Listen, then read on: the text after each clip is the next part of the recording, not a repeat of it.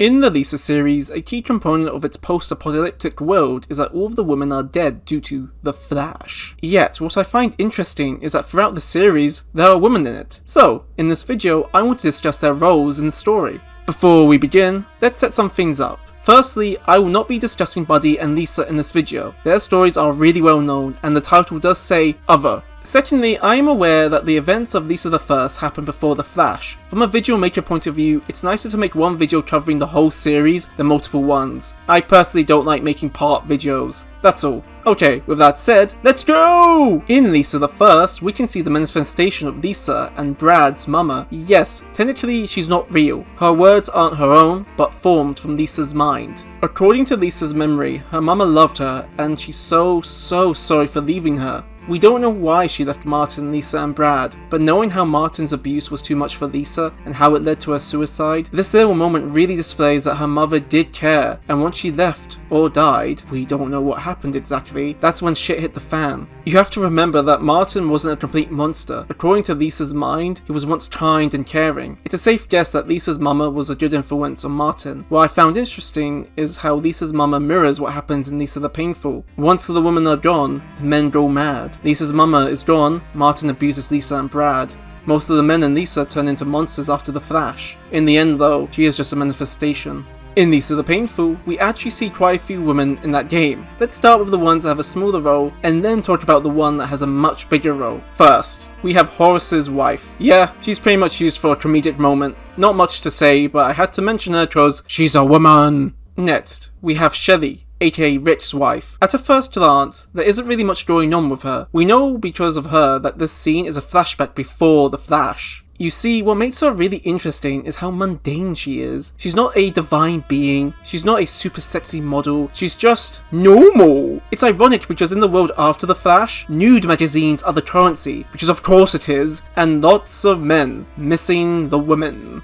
It's kind of like men were taking women for granted, and once they're gone, they realize how important they are, and badly want them to come back. But yeah, I like how Shelly is presented as a normal person. In the end of the day, women are people too. Finally, we have Miss Yodo, the wife of Dr. Yodo. What makes her very special is that she was one of the last women alive after the Flash. Like Buddy, she's a survivor of the Flash, but sadly, when you find her, it's her corpse, which is fresh. When you interact with her body, the game goes, she is dead. I won't lie, when I read that for the first time, I was in awe and shock. I instantly messaged my bestie, and she was like, yeah, I found her too. I love how pain mode expands the game. Anyway, according to the wiki, the note found next to the body was from Yodo, meaning he killed her. So what does this all mean? As stated before, she somehow survived the Flash, and it's very possible she is Buddy's mother. The real question I have is, did she willingly agree with Yodo's plan, or was she forced to be a part of it? We know from the note that Yodo believes he was in the right and killed her. So was she cool at first with it,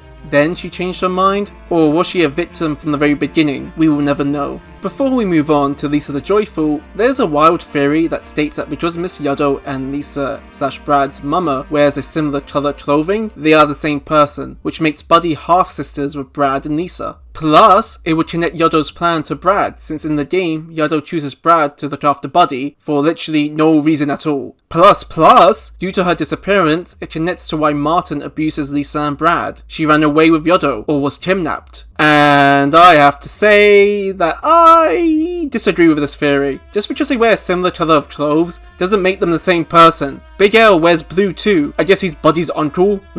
It's interesting to think about, but no, I don't think they're the same person. Last and not least, Sweetheart in Lisa the Joyful. Yes, she is a woman and the only female Joy mutant. I know Buddy can turn into one in one of the endings, but shh.